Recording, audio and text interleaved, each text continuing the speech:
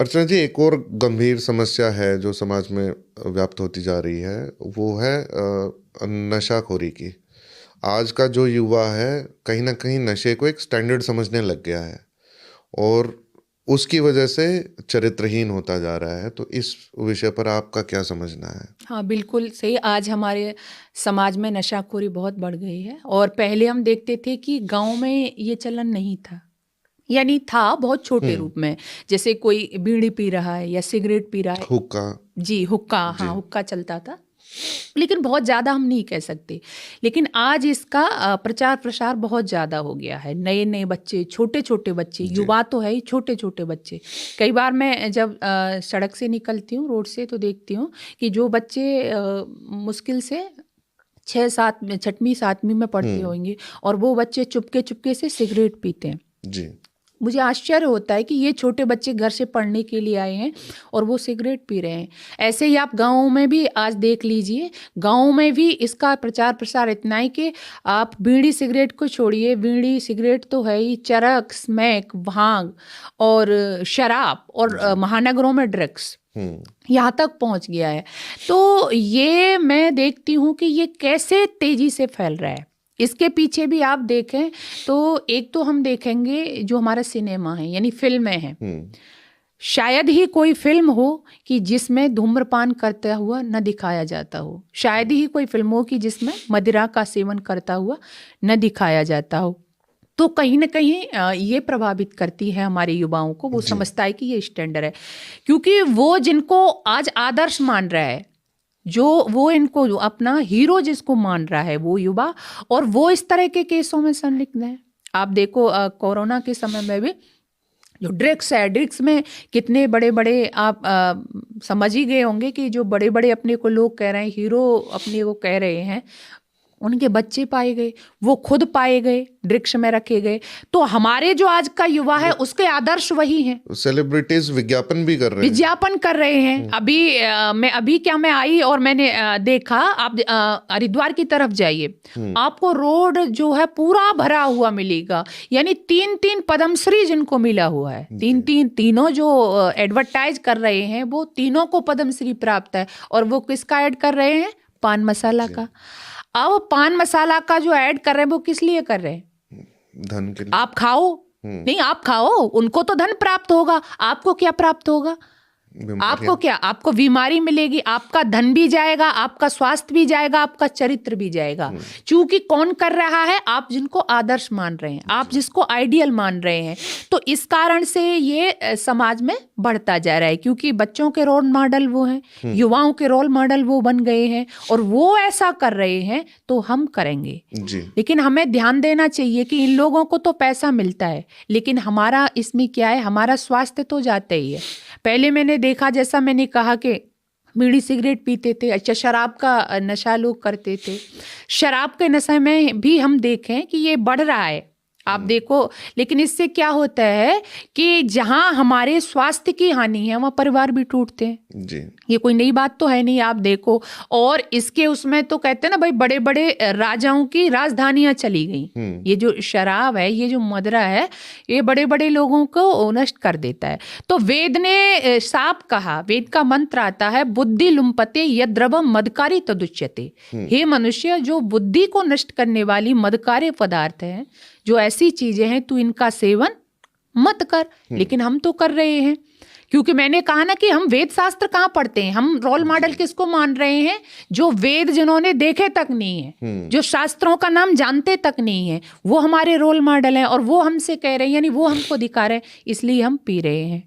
तो हमें नहीं पीना चाहिए। ये जो शराब है, ये व्यक्ति को व्यक्तिगत नुकसान पहुंचाती है, लेकिन परिवार तोड़ देती है। हुँ, पत्नी परेशान है, बच्चे परेशान हैं, और यदि आप में ये व्यसन आ गए हैं, यानी नशा का व्यसन आपके अंदर आ गया है, तो व्यक्ति चरित्रहीन बनेगा, जरूर बनेगा। क्योंकि जब हमारे अंदर नशा जाता है, हमारी बुद्धि क्या होती है? यानी मदिरा चली, कहते हैं ना कि शराब अंदर जी, बुद्धि बाहर, और बुद्धि बाहर, तो फिर व्यक्ति कोई भी गलत काम को अंजाम देता है।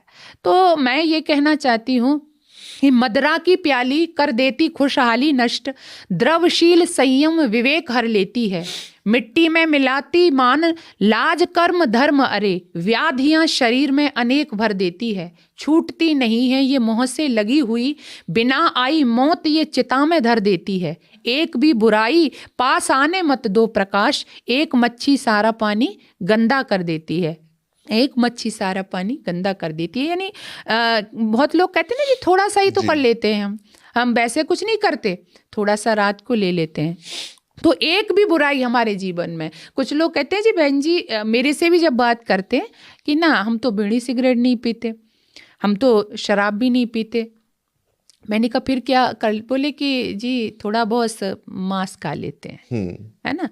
अच्छा, मैंने कहा मांस खा लेते हैं कि हाँ, गाय का नहीं खाते। उनको लगा कि भाई सनातन धर्म में गाय का मांस खाना गलत, बोले गाय का नहीं खाते, हम तो सुअरी का खाते हैं। मैं ऐसे लोगों से कहना चाहती हूँ कि जो मांस खाते हैं, किसी का भी खाओ, ये नहीं कि आपने गाय का खाया तो पाप नहीं लगेगा, आपने मुर्गे को मार के खाया तो पाप नहीं लगेगा, है ना। हम तो सुअरी का खा रहे हैं, यानी गाय का नहीं खाया, तो गाय का नहीं खाया तो सुअरी का जो हम खा रहे हैं इसमें पाप नहीं लगेगा, ऐसा नहीं है। इसके लिए नानक की कुछ पंक्तियां मुझे याद आ रही हैं। जब मैं नानक जी को पढ़ रही थी तो नानक जी ने ऐसे लोगों के विषय में लिखा है कि मांस मांस सब एक है, हिरनी मुर्गी गाय, मांस मांस सब एक है, हिरनी मुर्गी गाय, आंख देख नर खात है, ते नर नरक को जाए, जो सिर काटे और का अपना रहा बचाए, धीरे धीरे नान का बदला कहूं न जाए, धीरे धीरे नान का बदला कहूं न जाए। मुर्गियों को पकड़ते हैं, हम काट देते हैं। बहुत से लोग कहते हैं जी हम तो अंडा ही खा रहे हैं, यानी लोगों ने अंडा खाना क्या समझा हुआ है, उसको कहते हैं कि इसमें कोई अपराध नहीं है। अंडा खाने को वो कहते नहीं इसमें तो कोई अपराध नहीं है, लेकिन जब उन अंडों में आप मासूम बच्चों को मार के खाते हो, आपके बच्चों को जब कोई इस तरह से मारेगा तब आपको पता चलेगा। तो ये सब व्यसन, ये जो बुराइयां हमको छोड़ देनी चाहिए, चाहे वो शराब का नशा है, चाहे बीड़ी सिगरेट ड्रिंक्स अफीम जो भी है, या जो मांस भक्षण करते हैं, इससे हमें बाहर निकलना चाहिए। अब मैं कई बार देखती हूँ, यानी मैं चर्चा भी करती हूँ बहुत से लोगों से कि ये ऊपर से बंद क्यों नहीं हो जाता। कई बार कहते हैं, मैं भी कहती हूँ कि यानी ये शराब है भाई क्यों बिक रही है, ये जो नशाखोरी की चीजें क्यों बिक रही हैं, इनको बंद कर देना चाहिए ना, सरकार को प्रतिबंध लगा देना चाहिए। तो बहुत से आप जैसे भाई भी या मैं जिससे चर्चा करती हूँ तो कहते हैं बहन जी सरकार का राजस्व बढ़ता है इससे। तो मैं कहना चाहती हूँ कि ऐसे राजस्व बढ़ने से क्या फायदा जो हमारे युवाओं को चरित्रहीन बना रहा हो, जो हमारे युवाओं का स्वास्थ्य बर्बाद कर रहा हो, जो हमारी गलत समाज का निर्माण कर रहा हो। तो ऐसे राजस्व से तो कोई फायदा नहीं है। इसलिए मेरा सरकारों से भी ये आग्रह है, ये अनुरोध है, ये निवेदन है कि मैं कई बार सोचती हूँ कि ये बंद ही हो जाना चाहिए, इस पर प्रतिबंध लग जाना चाहिए। कहाँ से खाएंगे लोग, है ना, अपने आप संभल जाएंगे ना। तो इसलिए हमें खुद भी संभलना चाहिए, खुद भी हमें प्रयास करना चाहिए, क्योंकि जो नशा करेगा व्यक्ति उस पर कभी भरोसा नहीं किया जा सकता, और वही व्यक्ति क्या है, चरित्रहीन होते हैं। चरित्रहीनता समाज में आज इतनी बढ़ गई है, मैं आपसे क्या कहूँ। कई बार मैं जब देखती हूँ समाज में और मैं बात करती हूँ तो मुझे लगता है कि अमुक आदमी तो बड़ा अच्छा है, लेकिन जब आप गहराई में जाओगे उसके विषय में, जब आपको पता चलेगा तो वही मैंने कहा कि हाँ वो नशा करता है जी, हाँ उसके पास चरित्र नाम की चीज नहीं है। लेकिन जिसके पास आचरण नहीं है, तो वेद क्या कहता है, आचरण हीनम न पुनंत वेदा। जो आचरण से हीन व्यक्ति है उसको वेद भी पवित्र नहीं कहता। तो हमारा आचरण भी जाता है, हमारे अंदर चरित्रहीनता भी आती है। इसके लिए भी यही कारण है, जैसा कि मैंने आपसे कहा कि हमारे रोल मॉडल इस देश में यदि दयानंद रहेंगे, रोल मॉडल इस देश के अंदर यदि राम रहेंगे, यदि कृष्ण रहेंगे, यदि हनुमान रहेंगे, आप जरा विचार करो, यदि शिवा रहेंगे, तो इस देश का युवा कैसा होगा? चरित्रवान होगा। जी। इस देश का युवा आचरण से पवित्र होगा। और यदि रोल मॉडल इस देश के नाचने वाले हो जाएंगे, जिनके पास चरित्र नाम की चीज नहीं है, यदि रोल मॉडल नशा करने वाले लोग हो जाएंगे, तो उस देश का, उस समाज का आप खुद सोच सकते हो क्या होने वाला है। और आज यही हो रहा है। यही कारण है कि हमारा जो युवा है वो भटक रहा है। आप युवाओं की बात छोड़ो, आपसे मैं एक घटना का जिक्र और कर रही हूँ जो रियली घटना है। छोटे छोटे बच्चे, मुझे बड़ा आश्चर्य होता है। एक 5 वर्ष का बच्चा होगा, मैं कई बार जैसे बात कर लेती हूँ, तो एक 5 वर्ष का बच्चा, मैंने उससे पूछा बातों बातों में कि बेटा तेरा हीरो कौन है। थोड़ी पुरानी बात हो गई, तो मैंने कहा बेटा तेरा हीरो कौन है? तो वो मुझसे कहता है कि हंस गया पहले, फिर बोला कि दीदी हीरो, तो थोड़ी तोतली सी भाषा में कहता है कि मेरा हीरो है संजय दत्त जी। ये थोड़ी पुरानी घटना है, जब काफी संजय दत्त का भी बड़ा जलवा था। तो मैंने कहा अच्छा, मुझको बड़ी हंसी आई। मैंने कहा संजय दत्त है तेरा हीरो? बोला हाँ। तो मैंने उसको रोक लिया। मैंने कहा कि बेटा अब ये बताओ कि भाई तुम्हारा हीरो संजय दत्त क्यों है? मैंने उससे कई नाम भी लिए। मैंने कहा भगत सिंह को जानते हो? भगत सिंह नहीं है तुम्हारा हीरो? बोला नहीं है। मैंने कहा दयानंद नहीं है तुम्हारा हीरो? बोला नहीं है। मैंने कहा सुभाष नहीं है तुम्हारा हीरो? बोला नहीं है। मैंने कई नाम लिए, लेकिन उसने कहा कि नहीं, मेरा हीरो तो संजय दत्त ही है। तो मैंने कहा कि बेटा अब ये बताओ कि ऐसा क्यों है, तुम्हारा हीरो संजय दत्त ही क्यों है? तो आप आश्चर्य करोगे, वो 5 वर्ष का बच्चा क्या कहता है। वो 5 वर्ष का बच्चा कहता है हंसते हुए, दीदी मेरा हीरो संजय दत्त इसलिए है कि जब वो 25 मंजिल ऊंची इमारत से कूदता है तो उसको चोट नहीं लगती। 5 वर्ष का बच्चा है। और मेरा हीरो संजय दत्त जब मोटरसाइकिल लेकर के दौड़ता है तो दीवार को तोड़ करके निकल जाता है। एक घूंसा मारता है, दीवार धराशायी हो जाती है। ऐसा क्यों कह रहा है आप समझ गए होंगे ना, क्योंकि वो उसको दिखाया जाता है, टेलीविजन में उसको देखता है। तो ये लगभग 10 साल पुरानी घटना है, तो आज तक मेरे जेहन में बनी हुई है। तो मैंने उस बच्चे से कहा कि बेटा अच्छा ये बताओ कि तुम्हारा हीरो जब इतना ताकतवर है कि जो 25 मंजिल ऊंची इमारत से कूद सकता है, जो दीवार को तोड़ सकता है, तो ये बताओ तुम्हारा हीरो मुंबई की आर्थर जेल की दीवारें नहीं तोड़ पाया जब संजय दत्त उस पर बनता? वो अच्छा समझा नहीं। उसने कहा अपनी माँ की तरह देखते हुए, माँ जो टीवी पर दिखाया जाता है क्या ये सब झूठ होता है?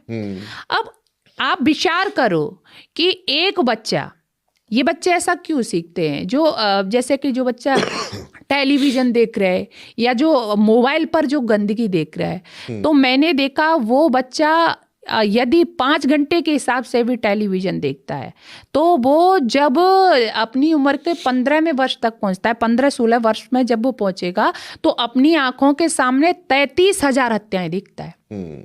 33,000 और 70-72 हजार केस बलात्कार की घटनाओं के देखता है। ध्यान देना, तो जो बच्चा 33,000 हत्याएं देख रहा है, 70-72 हजार केस बलात्कार की घटनाओं के देख रहा है, तो वो बच्चा क्या करने वाला है? मैं इसलिए आपसे ये सब कह रही हूँ कि मैंने एक पुस्तक पढ़ी थी जिसमें एक पाठ था मोहनदास करमचंद गांधी के नाम में, जब मैं पढ़ता था तो उससे हमें पता चलता है कि जिस समय मोहनदास करमचंद नाम का जिस समय छोटा बच्चा था, उसने एक नाटक देखा था जिसका नाम था सत्य हरिश्चंद्र, और उसको देखने के बाद वो क्या करता है, सत्य बोलता है, मतलब एक प्रतिज्ञा कर लेता है। तो एक नाटक उसके दिल दिमाग पर इतना प्रभाव दिखाता है कि वो मतलब सत्य बोलने का आदी हो गया, वो सत्य बोलता है। और आपके हमारे बच्चे जो 70-72 हजार केस बलात्कार की घटनाओं के देखते हैं, 33,000 हत्याएं देख रहे हैं, वो क्या बनने वाले हैं जी? आप विचार करो, वो क्या बनेंगे? आप सोचते हैं वो बच्चे आपके डॉक्टर, वकील, इंजीनियर हो सकता है बन जाएंगे, लेकिन रामकृष्ण, हनुमान, भीम वो कभी नहीं बनेंगे। तो इसलिए ये सब सारा वातावरण, चाहे वो नशाखोरी हो या चरित्रहीनता हो, ये सब किसके माध्यम से बढ़ रही है? ये टेलीविजन है, ये फिल्में हैं, और ये कहूँ ये हमारा वातावरण भी है। तो इस सब से हमें बाहर आने के लिए बस हमें वातावरण बनाना पड़ेगा और इसके लिए सरकारों को भी कदम उठाना पड़ेगा कि जो नशा का चलन हमारी समाज में है या जो बड़े बड़े लोग जो प्रमोट कर रहे हैं यानी जो एडवर्टाइज कर रहे हैं उन पर भी रोक लगनी चाहिए भाई, जिनको इतना बड़ा सम्मान प्राप्त है और वो इस देश के युवाओं का क्यों चरित्र बिगाड़ने में लगे हैं, क्यों भविष्य बिगाड़ने में लगे हैं।